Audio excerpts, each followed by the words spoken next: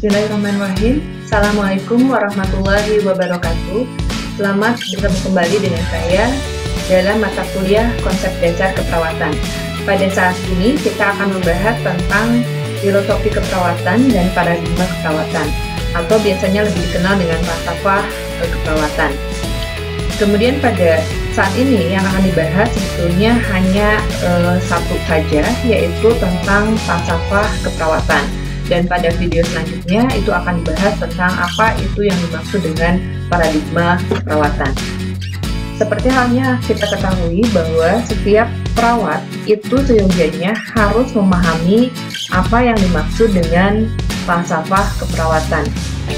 Kita harus mengetahui dulu apa itu yang dinamakan dengan falsafah keperawatan atau philosophy of nursing. Di sini kita bisa lihat dalam slide bahwa terdiri dari 3 kata kunci, yaitu nurse values atau nilai perawat, kemudian nurse ethic, dan yang terakhir adalah nurse belief. Kalau digabungkan, ini dapat diartikan bahwa filosofi dalam keperawatan itu adalah kepercayaan pada diri seorang perawat akan nilai-nilai dan etik yang akan dianut selama dia menjalankan profesinya, yaitu melakukan asuhan keperawatan. Jadi ada 3 kunci dalam filosofi of nursing. Itu yang pertama adalah nurse value, yang kedua adalah nurse ethic, dan yang ketiga adalah nurse belief. Kemudian kita juga harus mengetahui bahwa filosofi of nursing itu harus ada atau harus dipahami oleh kita sebagai perawat, bahwa filosofi of nursing itu adalah bukan sesuatu yang harus dihafal. Ini sudah ada dalam slide bahwa filosofi keperawatan itu adalah bukan sesuatu yang harus dihafal, tetapi filosofi of nursing itu harus menjadi atribut atau bagian dalam diri seorang perawat.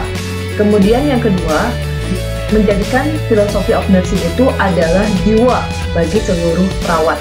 Jadi apa yang kita, nilai-nilai yang kita anut, kemudian etik, kemudian kepercayaan yang kita anut itu harus menjadi jiwa dalam setiap perawat.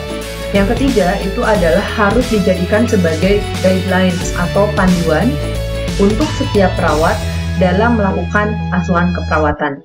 Kemudian yang terakhir atau yang keempat, bahwa filosofi of nursing merupakan nilai dalam keperawatan dalam melakukan asuhan keperawatan.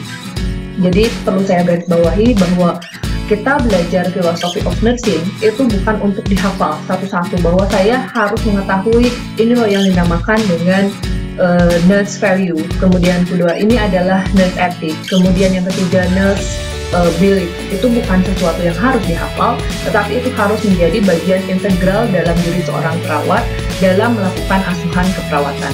Yaitu yang harus kita pahami dulu mengenai arti atau makna dari filosofi of nursing.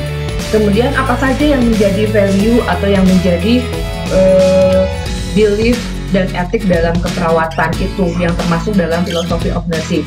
Yang pertama, kita dalam menganut atau mempercayai nilai-nilai yang terkandung dalam keperawatan. Salah satunya adalah bagaimana kita memandang pasien kita. Karena mau tidak mau, kita sebagai perawat itu akan berhubungan dengan pasien ketika kita melakukan asuhan keperawatan. Bagaimana kita memandang pasien tersebut? Yang pertama, itu kita harus memandang secara holistik. Nah, ini di tengah-tengah saya tuliskan ada holistik. Holistik itu berarti utuh, menyeluruh. Kita tidak memandang seseorang atau pasien kita itu hanya terpotong-potong. Misalnya hanya fisiknya saja, hanya psikologinya saja. Tapi kita harus memandang bahwa pasien kita itu adalah individu yang utuh. Apa arti utuh di sini? Utuh di sini bahwa kita melihat bahwa individu itu mempunyai, yang pertama adalah manusia sebagai makhluk biologikal atau makhluk biologis. Artinya makhluk biologis itu adalah bahwa manusia dilihat ada wujudnya. Sel, jaringan, organ, kemudian individu itu adalah biologikal. Jadi kita melihat bahwa manusia itu adalah sebagai makhluk biologi. Selain itu juga kita harus memandang bahwa manusia atau pasien itu bukan hanya makhluk biologi yang hanya ada wujudnya saja, tetapi manusia juga sebagai makhluk atau individu psikologikal, yaitu manusia yang mempunyai jiwa, mempunyai soul, ya, kemudian mempunyai ruh di dalam fisiknya, sehingga kita tidak hanya memandang dari fisiknya saja, tetapi harus lihat dari sisi psikologikalnya atau dari segi jiwanya. Yang ketiga, selain manusia sebagai makhluk biologi dan psikologi, manusia juga dapat dilihat sebagai makhluk sosial. Jadi selain kita melihat bahwa individu itu ada wujudnya atau ada raganya, kemudian yang kedua ada jiwanya, kemudian yang ketiga individu juga adalah makhluk sosial yang artinya membutuhkan relationship atau hubungan dengan orang lain. Jadi hubungan yang horizontal, manusia dengan manusia lainnya, manusia dengan lingkungan, manusia dengan masyarakat, itu merupakan manusia dilihat dari aspek sosial. Dan yang ketiga adalah manusia sebagai makhluk spiritual. Artinya selain hubungan sosial yang tadi saya sebutkan secara horizontal, manusia juga memerlukan hubungan yang vertikal, hubungan manusia dengan Tuhannya. Itu adalah salah satu bentuk dari perwujudan manusia sebagai makhluk spiritual. Jadi kita sebagai perawat harus memandang bahwa pasien itu adalah makhluk holistik, dilihat dari segi biologinya, kemudian psikologinya, kemudian sosialnya, dan spiritualnya. Salah satu contohnya adalah ketika seseorang atau individu tersebut sakit atau pasien kita sakit, contohnya misalnya sakitnya sakit kepala, itu adalah sakit kepala yang dirasakan adalah biologikalnya. Jadi yang sakit itu adalah kepalanya, salah satu organ yang ada dalam tubuh manusia. Kita juga harus melihat bahwa selain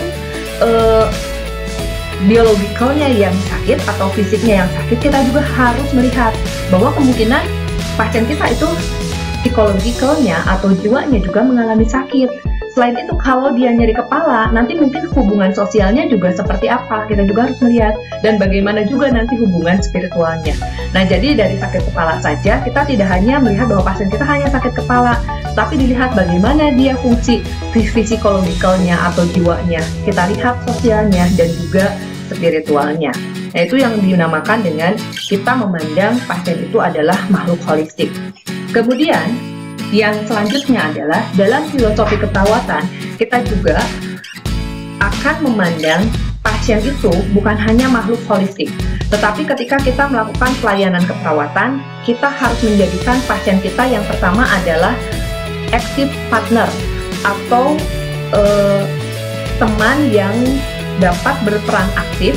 Jadi pasien dapat berperan aktif dalam pengobatannya atau perawatan sakitnya. Jadi kita tidak memandang bahwa pasien itu adalah objek, tetapi subjek yang mampu untuk kita ajak diskusi.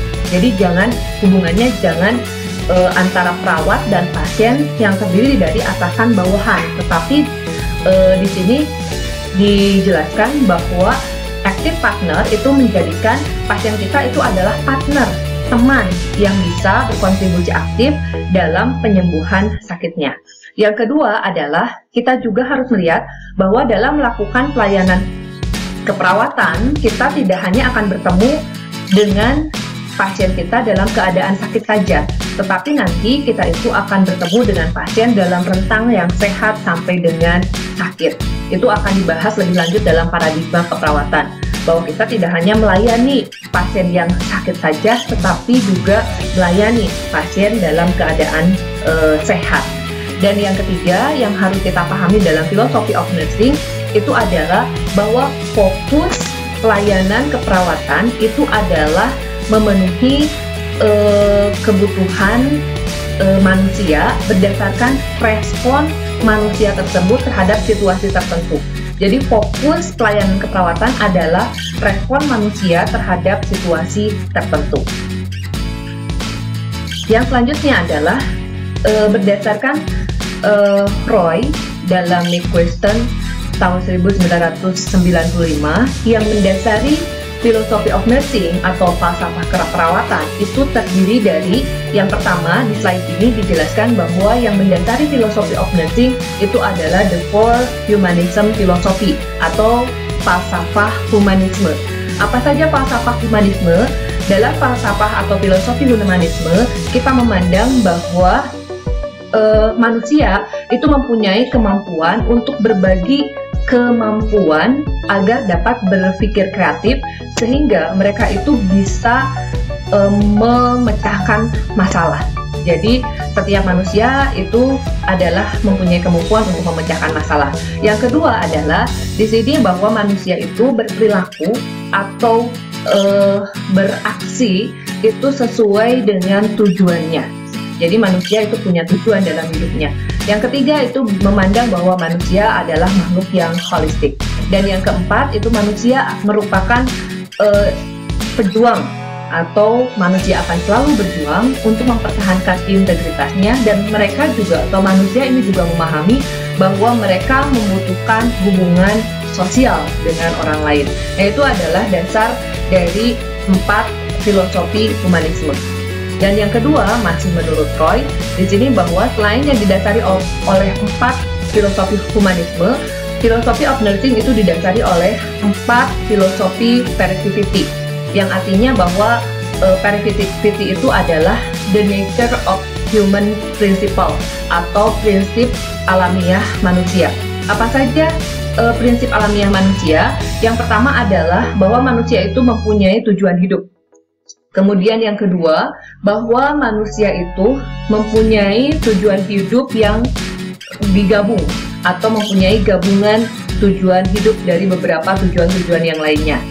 Dan yang ketiga adalah bahwa manusia itu beraktivitas dan melakukan kreativitas sesungguhnya adalah untuk kebaikan-kebaikan yang secara umum. Dan yang terakhir adalah bahwa manusia itu mempunyai nilai dan arti dalam kehidupannya. Nah, itu adalah dasar-dasar filsafat yang mendasari falsafah keperawatan yang dicetuskan atau dikembangkan, atau teori ini dicetuskan oleh Sister Calista Roy dalam McQuiston tahun 1995. Untuk yang selanjutnya, bahwa saya di awal sudah menyebutkan bahwa ada bahasan yang kedua, yaitu paradigma keperawatan, yang akan dibahas dalam pokok bahasan atau video pembelajaran selanjutnya. Dan untuk video kali ini saya cukupkan sekian. Mohon maaf atas segala kekurangannya. Tetap sehat, tetap semangat, dan semoga kita selalu dalam lindungan Allah Subhanahu wa Ta'ala. Terima kasih atas perhatiannya. Billahi taufiq wal hidayah. Wassalamualaikum warahmatullahi wabarakatuh.